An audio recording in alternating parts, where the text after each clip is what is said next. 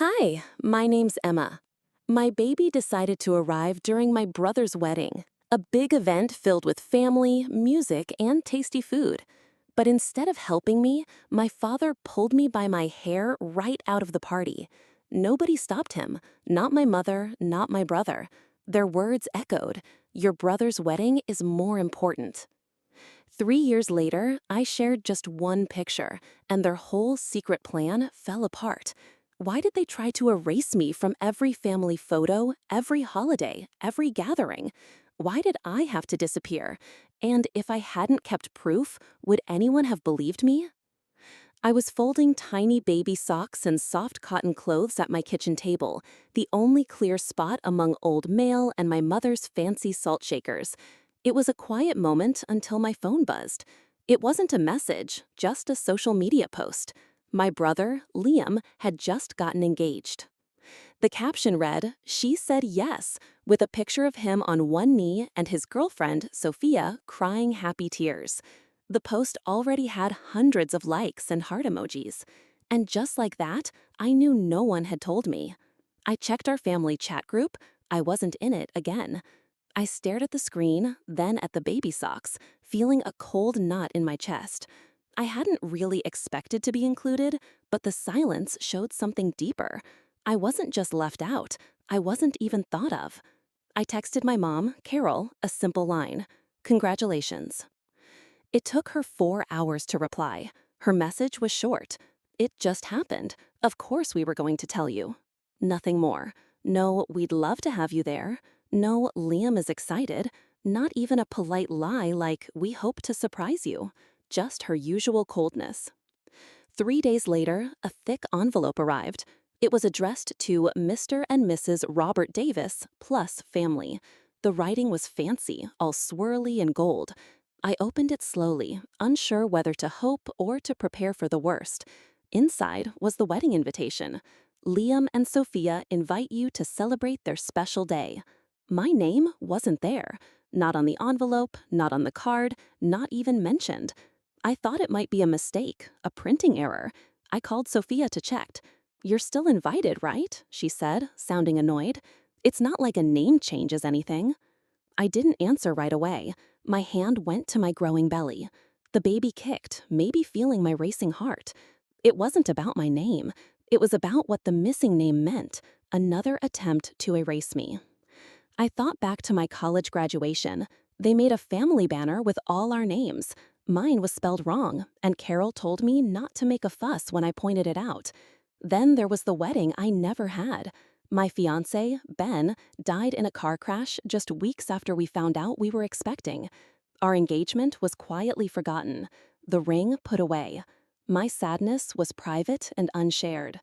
And now, my pregnancy was tolerated but not celebrated. A shadow growing in a house where I was barely seen. I didn't confront anyone. I had learned not to. Instead, I folded the invitation and put it under the ultrasound photo pinned to my bedroom mirror. The baby at least had a face now, a shape, a tiny spine, something real, something they couldn't ignore forever. At dinner that night, I tried once, just once, to bring it up. "Did you know I wasn't on the invitation?" I asked my father, Robert, between bites of dry meatloaf. He didn't look up, didn't stop eating. "Don't make this about you." That was it. No more talk, no explanation. Just the sound of his fork on the plate and the silence that wrapped around me like a heavy blanket. The baby moved inside me. I pressed my hand to my belly and smiled. Not because I was happy, but because I needed my child to feel something other than rejection. Later that night, I stood in my small room, the one with the creaky bed and the blinds that never closed right, and whispered to my belly. "I guess we'll show up like shadows," I said. "Maybe that's all they'll let us be." I put the invitation in the drawer next to my prenatal vitamins and the baby's first tiny outfit, the one I bought after Ben's funeral. In that moment, something inside me shifted. Not forgiveness, but something else, something that would wait but wouldn't stay silent forever. 3 weeks passed in that strange way time does when you're too tired to care but too hurt to forget. The weather grew warmer. Liam's face appeared more and more on fridge magnets, in the local flower shop window, even on a printed napkin Carol kept proudly on the coffee table. I hadn't talked about the invitation again, not to my father, not to my mother. The silence felt normal now, like part of the house itself. The day of the rehearsal dinner, I stood in front of my bedroom mirror, adjusting the hem of the beige maternity dress I found on sale. It clung a bit more than I liked, but there was no hiding my belly anymore. Maria, my helper, waited in the hallway holding my bag just in case. I glanced at her and smiled. She smiled back, the kind of smile only women who have seen enough pain can give without words. When we pulled into the Lakeside Manor driveway, the gravel crunched under the tires. I watched as guests in light-colored clothes walked past the welcome sign with Liam and Sophia's names in fancy gold writing. We stepped inside the tent. I didn't even have 5 seconds before my mother saw us. "Who's that with you?" Carol's voice wasn't loud, but it was sharp. "This is Maria. She's just here in case I need—" "There's no room for that," she said quickly, looking at Maria's name tag. "This isn't a hospital, Emma. She's not here to deliver the baby," I replied, my voice steady. "She's support." Carol leaned closer. "Support? You're not a war widow. It's a dinner rehearsal. Keep it simple." Then she turned away, whispering something to Sophia. Sophia glanced at me, raised an eyebrow, and gave one of those tight, polite smiles that never reached her eyes. 10 minutes later, one of the event staff told Maria she'd have to wait in the parking lot. "I'm fine," I whispered to her as she hesitated. "Are you sure?" Maria asked, not believing me. "No, but I'm not here to be comfortable," I said. Inside, the tables were set with gold-edged menus and rosemary sprigs. Everyone looked like they belonged in a fancy magazine. I sat alone at the end of a long table. No place card. No one pulled out my chair. No one noticed. Liam gave a toast. "To family, our foundation." He smiled as if he meant it. Sophia followed with a speech about thanks and togetherness. I nodded in the right places, sipped flat ginger ale, and tried not to flinch when the baby pressed against my ribs. As the clapping faded, my mind went back to a night a year ago. It was just me and Carol at the kitchen table. The smell of burnt toast was in the air. She looked at me across the salt and pepper shakers and said it plainly. "You should think about not keeping it." I blinked, thinking I misheard. "There's still time," she added, like this was a dentist appointment I could reschedule. "But it's all I have left," I whispered. "And that's exactly the problem," she replied, with a sip of wine and no pause at all. I came back to the present just as the slideshow started. Childhood photos flickered on the white screen. Liam's first bike ride, Sophia blowing out candles, the two of them on a beach trip with our parents. I waited. Finally, one photo of me appeared. I was 6 holding a kite, and it lasted 3 seconds. No one noticed when I stood up. The linen brushed against my knees as I left the table. Outside, the manor grounds smelled like cut grass and champagne. Maria was leaning against the car, arms crossed. "I'm fine," I lied again. She looked at me without speaking. "You sure they want you here?" she asked quietly. I shrugged. I'm not sure I care anymore. We sat in the car until the music inside shifted from instrumental jazz to something more celebratory. The clinking of glass told me Sophia's father was starting his speech. "Let's go," I said. Maria drove in silence. The road back home wound through quiet neighborhoods and dim streetlights. The baby moved again. I placed a hand on my stomach and exhaled slowly. As we pulled into the driveway, I turned to her. Would it be selfish to walk out of my own brother's wedding? She looked at me, honest and steady. "No," she said, "but it'd be brave to stay, only to show them what they chose to forget." The morning of the wedding crept in quietly, with a sky too blue and a silence too heavy for what was supposed to be a celebration. By 10, I was already sweating through the lining of my dress.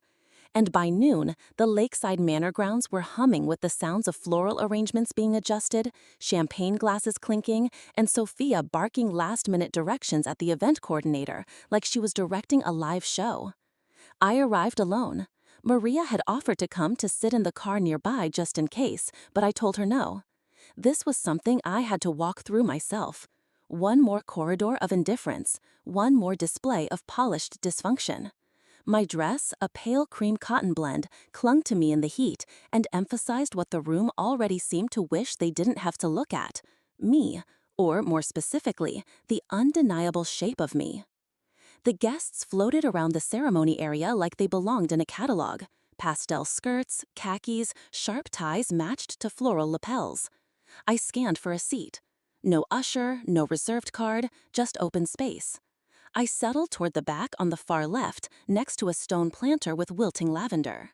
From where I sat, I could see everything, but felt part of none of it. And then my father appeared. He didn't greet me. He didn't even slow his pace. He leaned in as he passed and hissed, "You're in every shot. Stop making this about you." He didn't wait for a reply, just kept walking. I swallowed the urge to respond. My hands folded tightly over my stomach, my nails digging into the soft flesh of my palm. The baby shifted again, a gentle thump just beneath my ribs. I whispered quietly, "I'm not trying to be seen. I'm just here." The ceremony began. Chairs rustled, music swelled. Sophia floated down the aisle like she was made of silk and applause. Liam stood beaming at the end, a practiced smile resting easily on his face. He looked proud, untouched. I tried to focus on the vows, on anything else, but my body betrayed me. At first, it was subtle, a warmth, then a pressure that stole my breath. I adjusted slightly, then froze. A slow, unmistakable wetness was blooming beneath me. I knew the signs. I knew what was happening. Not yet. Please, not now. I turned my face downward, pretending to reach into my bag. I shifted to the side, legs clenched, praying it wasn't noticeable. Liam, noticing the movement, excused himself during the interlude before the rings. He crouched beside me, his expression careful. Not concerned, not panicked, just cautious. "It's happening, isn't it?" he asked, barely above a whisper. I nodded. My jaw trembled, not from pain, but from shame. Shame I hadn't earned. He reached over to a nearby table and snatched a cloth napkin, slipping it under me with the skill of someone trained in damage control. "This is Sophia's moment," he said softly. "Don't ruin it." That line didn't land like a blow. It landed like a stamp. Official, permanent, final. I stood up slowly, the cloth clinging. No one watched, or if they did, they quickly pretended they didn't. With my shoes in hand, I walked out past the chairs, past the arbor adorned with white roses, past my own father's back as he turned slightly to avoid acknowledging me. At the edge of the ceremony, the gravel gave way to a narrow garden path. The sunlight seemed brighter out there, the quiet more honest. I leaned against a brick column at the entrance and exhaled. I could hear music starting again, laughter rising as the officiant made some charming joke about forever. My forever had already started, and it didn't include a white dress or coordinated seating or family blessings. It included a child who hadn't even arrived yet, but who I already understood more deeply than anyone sitting behind me ever could. I didn't cry. I didn't scream. I just whispered to myself, "I don't want to be angry. I just don't want to disappear anymore." But deep inside, I felt something shift. Not in my body, not in the tight pull of another contraction, but in the way I saw them now.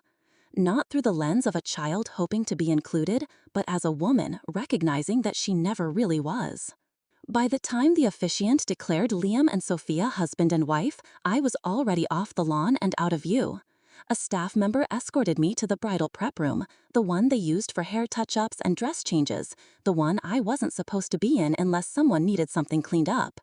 They didn't say it out loud, but the way the assistant avoided eye contact when she handed me the key said enough. I was a disruption, a stain they had to quietly remove from the frame. I waited inside alone while the reception music swelled through the walls, string versions of pop songs from decades ago, the kind meant to sound timeless.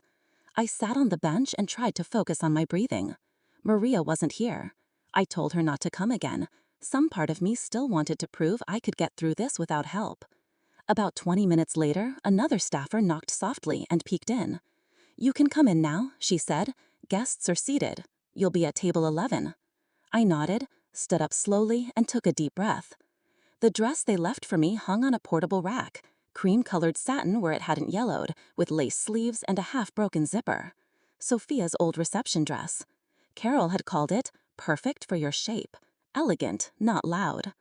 The fabric tugged awkwardly across my belly. I struggled to zip it until I gave up and covered the back with a shawl. I stepped into a pair of flats and faced the mirror. I looked like someone wearing someone else's life. The mirror didn't lie. I walked back toward the tent, arms wrapped around myself to hide the open zipper. The reception was already underway. Glasses clinked and the servers were moving like dancers, plates balanced on one hand, trays gliding like choreography. Before I reached the tent entrance, Carol intercepted me. She didn't look at my face, only at my armpits. "You're glistening," she said, handing me a napkin. It was monogrammed, white, thick with gold lettering. "Liam and Sophia forever begins. Wipe under your arms before someone sees." That was it. No, "how are you?" No, "you made it," just a correction. I took the napkin and wiped like she asked, not because I agreed, but because the moment wasn't about me. And I was reminded of that with every breath. When I finally reached table 11, it was next to the server's entrance near the swinging kitchen door. The air smelled like reheated potatoes and melted butter. There was no name card, just a folded placeholder that read, "Guest." I sat down. A few moments later, a server brought me sparkling cider without asking. I hadn't requested it. It was clear no one thought I'd be drinking anything else. Across the table, a woman I didn't recognize leaned toward another and whispered, "She's glowing, right? Pregnancy suits her." I almost laughed. I didn't, but almost. I sipped the cider. It tasted like carbonated apologies.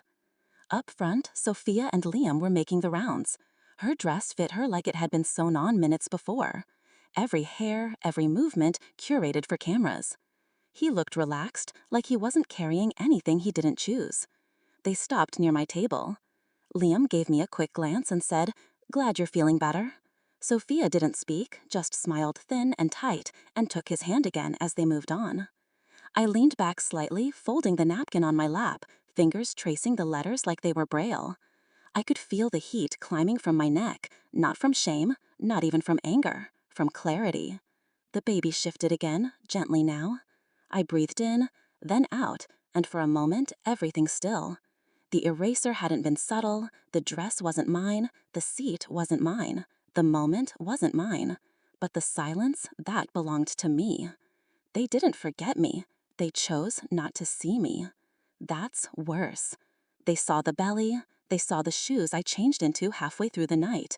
They saw the discomfort. They just didn't care. And suddenly, I knew something I hadn't dared admit before, not even to myself. I wasn't the problem. They were. I pressed the napkin flat on my thighs, smoothing the folds, and whispered so low only I could hear it. "One more thing, just one, and I'll show them who they've been trying to forget." By the time dessert plates were cleared and the best man took the microphone, my lower back felt like it was being pulled apart with piano wire. I shifted in my seat, hoping to ease the ache, pretending to adjust the shawl that covered my dress's busted zipper. Across the room, the crowd laughed politely at a joke about Liam's teenage haircuts. I smiled too, not because I found it funny, but because the alternative was letting the pain show. I excused myself quietly, pushing away from the table and making my way around the edge of the reception tent, past the bar where guests were ordering signature cocktails with names like Sophia's Kiss and Liam's Promise. I didn't speak to anyone. No one stopped me. I passed the kitchen entrance and slipped behind a hedge near the portable restrooms. That's where it really hit. The first contraction, not Braxton Hicks, not a cramp, a real one, deep, low, steady, and unapologetic. I gripped the back of a bench and inhaled sharply. My watch buzzed from a calendar notification, an ironic reminder to hydrate. I ignored it and focused on the tension unwinding through my abdomen. 54 seconds. When it passed, I pulled out my phone and texted my mother. "It's happening. I think I need help." No response. I waited a full minute. Then I tried her phone. It rang twice and went to voicemail. I tried my father. He answered. "It's me," I said, breath short. "Dad, I'm in labor. I need help." His voice was flat, annoyed. "Figure it out quietly. Your brother's best man is mid-speech." And then, click. He hung up. My hands trembled. I knew better than to expect warmth, but I hadn't expected that. No time left. I called 911. 10 minutes later, the ambulance pulled into the driveway. Its lights dimmed per protocol, but it never made it to me because my father was already outside, arms folded at the gravel turnaround, standing like a statue of decency, blocking the present from reaching the truth. "We didn't call you," he told the paramedic nearest him. The EMT tried to explain that someone had. "She's my daughter. We've got it handled," he added. I was inside a wine hallway that cut behind the main building, huddled near crates of rosé, one hand braced against the stone wall as another contraction came on like a wave that refused to pull back. A young server, barely out of high school, rounded the corner with a tray of empty glasses and stopped dead in her tracks when she saw me crouched there. "Oh my God, are you okay?" "No," I managed. "Can you find the medics?" I called them, but she nodded and ran. Minutes later, the EMTs made it through. One of them knelt beside me, started checking vitals, while another radioed for clearance to transport. Just as they were lifting me onto the stretcher, my phone buzzed again. A voice message. "Sophia." I hesitated. I should have ignored it, but I played it anyway. The speaker pressed to my chest so only I could hear. "You really need to stay offline, Emma," her voice said, laced with that syrupy tone she used when she thought she sounded professional. "If you start posting pictures of your baby, we'll have to say he's adopted. I won't have my brand look messy. This day is about Liam and me, not you and your drama." That was the moment. Not the contraction that knocked the wind out of me, not my father's refusal to let the ambulance in, not the napkin or the dress or even the missing place card. That voice, that message, that lie before it was even told. "They don't want you in their photos," I whispered to myself as the doors of the ambulance swung closed. My hands clutched the side rail as the vehicle began to move. The city lights blurred outside. The pain pulsed, but my mind was sharper than ever. They didn't want me to exist because they didn't want the truth to exist. Well, I was done being quiet. "Get me out of here," I told the EMT beside me. "I'm done." He nodded, no questions asked. As the siren finally clicked on, belated but necessary, I turned toward the window, resting my hand on my belly. Another contraction began to build. I leaned down, whispered into the space between my chest and the child inside it. "They don't want you in their photos. Fine. I'll give them something they can't crop out." The headlights came fast, carving into the manor's narrow road, bouncing off the stone pillars at the edge of the gravel circle. I couldn't move. The cold had sunk into my skin, but I was too far gone in pain and humiliation to feel it anymore. When the car stopped, a woman jumped out, dark coat flaring, hair tied back in a quick bun. She knelt next to me without asking a thing. "Are you okay? Are you in labor?" I nodded. That was all I could do.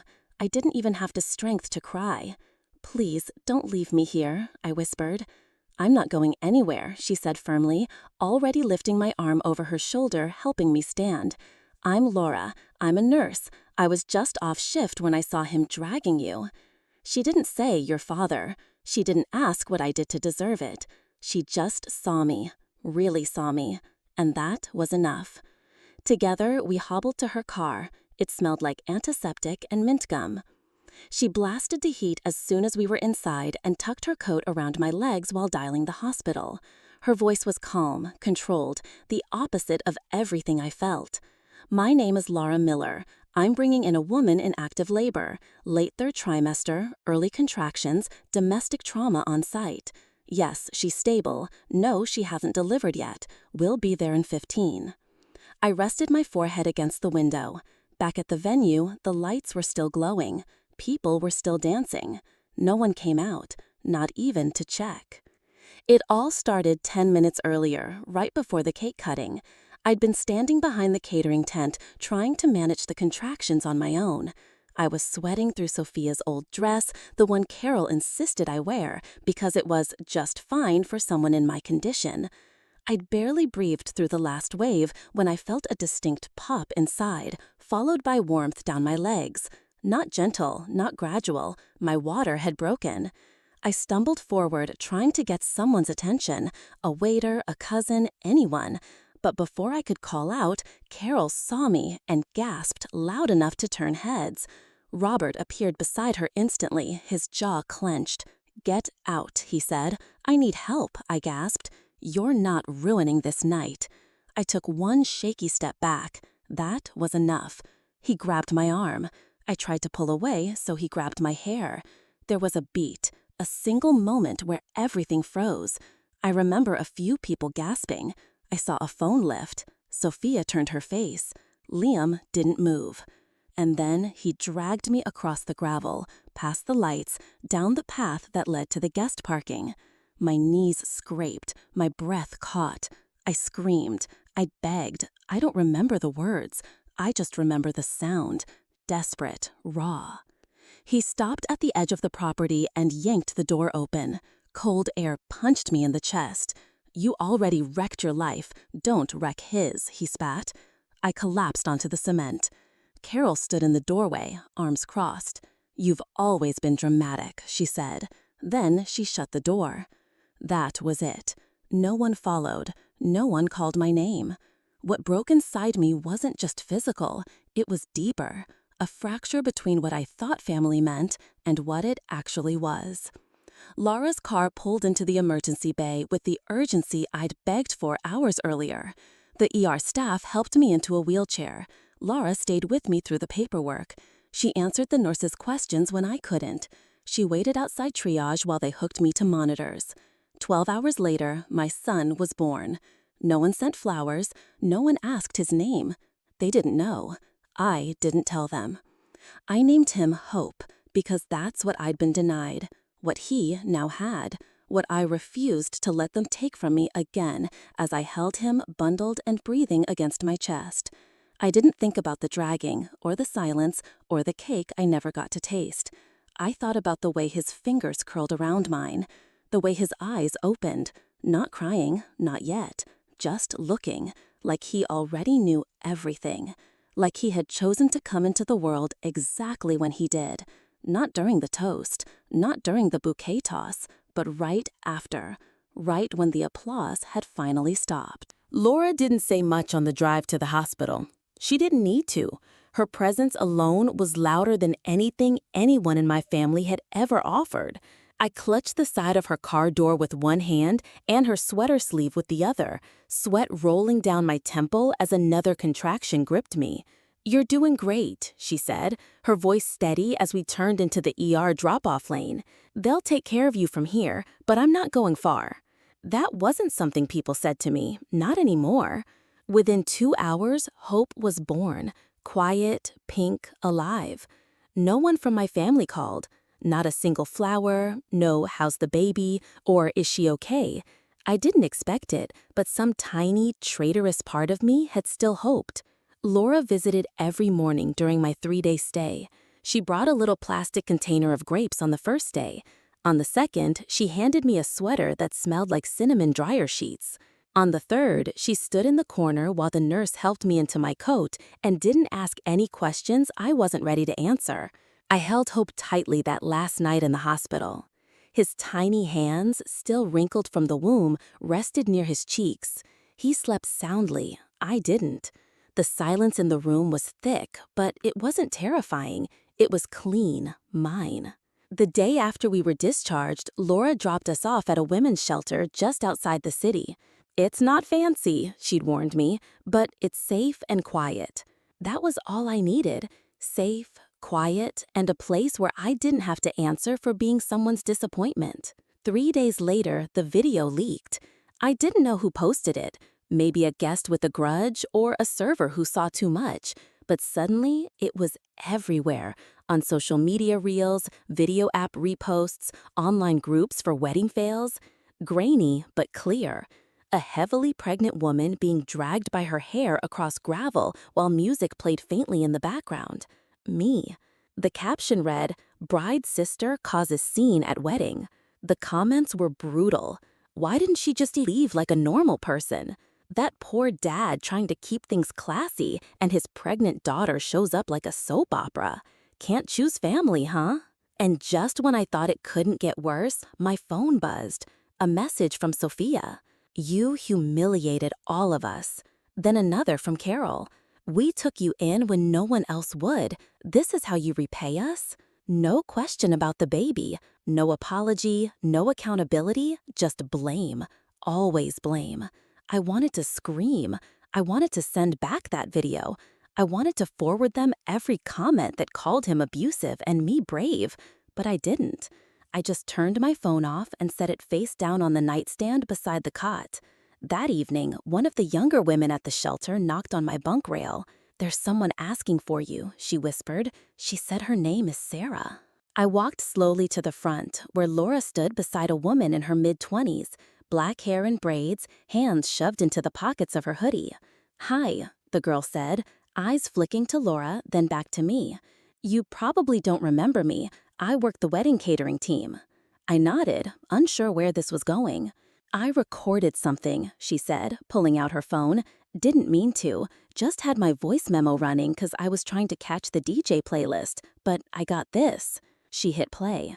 The sound was muffled at first, background chatter and clinking glass. Then Robert's voice, clear as day. "After tonight, she's out. I don't want to see her face again." Sophia chimed in. "We'll spin it. Say she wanted distance. Make it seem like she just drifted off.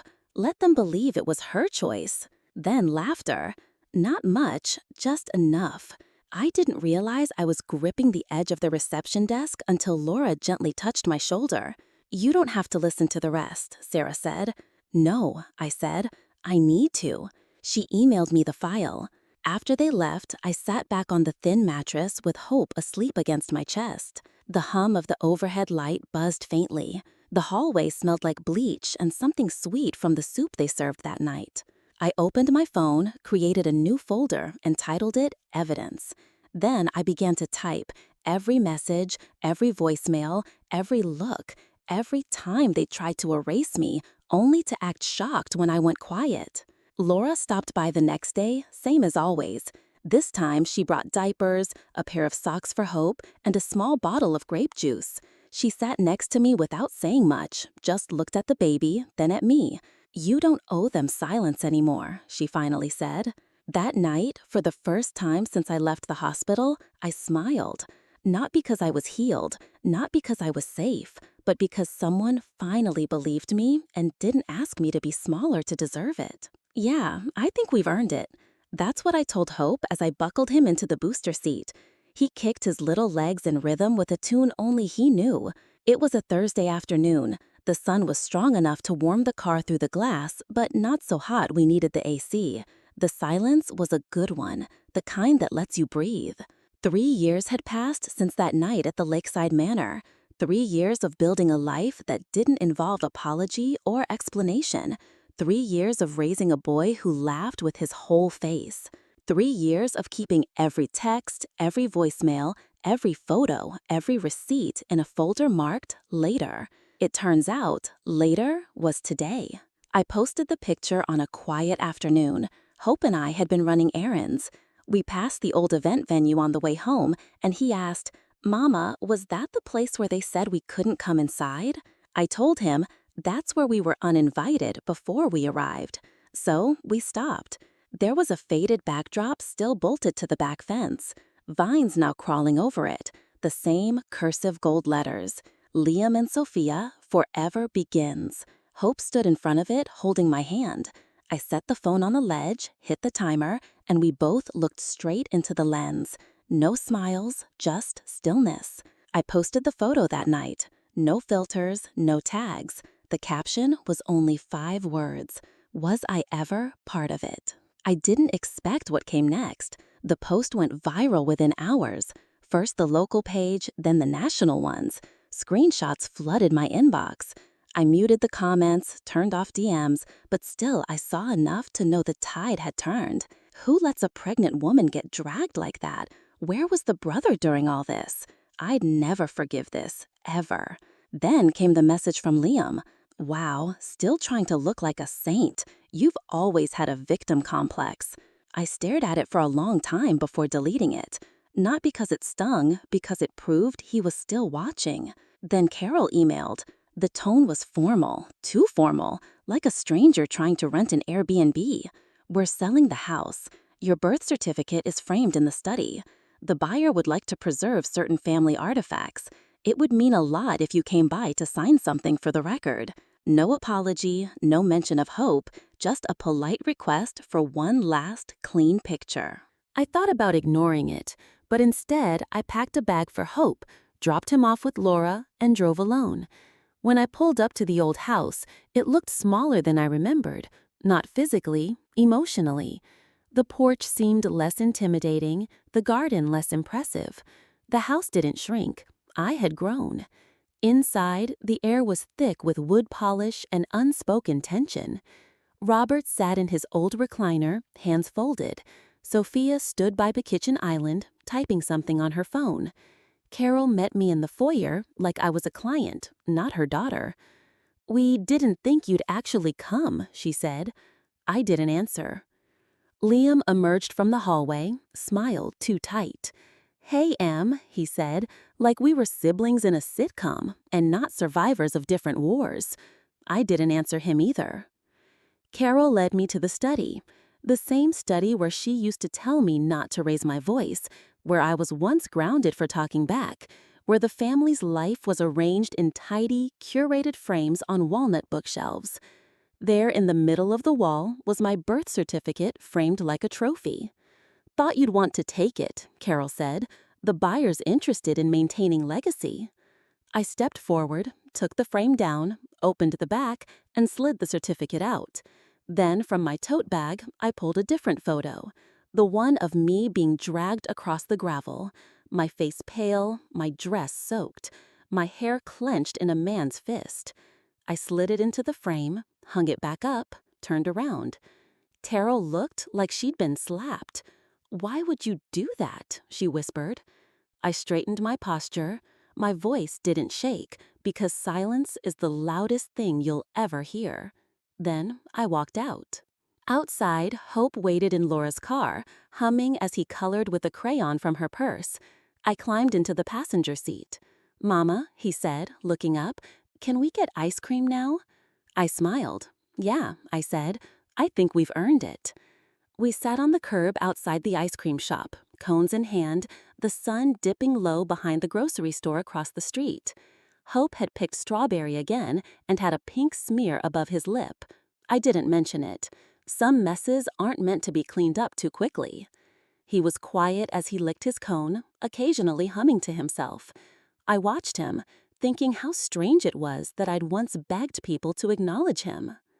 Now, he was the only voice in my life I never doubted. Later that evening, after bedtime books and too many tickles, he curled into his blanket and I sat by his bed, watching the fan spin shadows on the ceiling. It was the kind of night where nothing felt urgent, yet everything felt important. The next morning, Laura stopped by. She knocked once before letting herself in, as she always did. In her hands was an old shoebox wrapped in a faded towel. "I was going through some things," she said. "Found this at the bottom of the shelter's donation bin." I recognized the handwriting.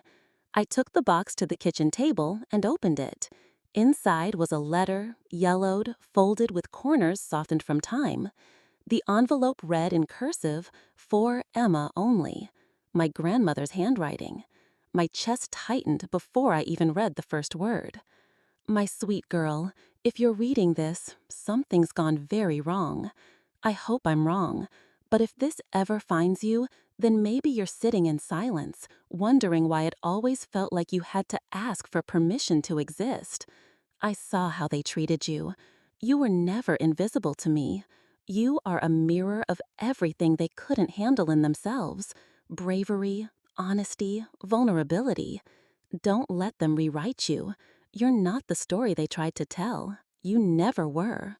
Love, Grandma Rose." My hands shook, not from pain, not even from anger, just release. The letter didn't make anything okay. It didn't undo the dragging, the erasure, the silence, but it reminded me I hadn't imagined it, that someone had loved me enough to put words to paper when no one else would speak them aloud. I tucked the letter into my journal, not hidden, just protected. That weekend, while picking up groceries at the corner store, I turned into the cereal aisle and nearly bumped carts with someone coming the other way. Sarah. She looked older, just a bit. Her hair was styled differently, and she wore a navy polo with a badge for a local nonprofit. "Emma?" she asked. I smiled. "Hey." We stood awkwardly beside the bran flakes for a moment before I said, "Thank you again for the recording, for believing me." "You were right," she said, her voice soft but sure. "I saw everything. You weren't wrong. You were just too real for them." We hugged quick, no drama. Then she grabbed a box of granola bars and moved along. I watched her go, my hand tightening around the bananas in my cart. I didn't cry, but something loosened in my chest that hadn't in years. Later that night, after Hope fell asleep, I sat on the edge of my bed and looked around the room. It wasn't big. The paint was chipped, the closet door never shut properly, but it was ours and it was safe. I thought of the house I'd grown up in, still standing, still full of framed moments meant to be seen. But now, in the middle of that wall hung something they couldn't gloss over. They could try to take it down. They could repaint, renovate, redecorate, but they'd always know it had been there. That somewhere beneath the surface, the truth had left its mark. Hope stirred, rolled over, mumbled something in his sleep. I walked over, tucked the blanket around him tighter.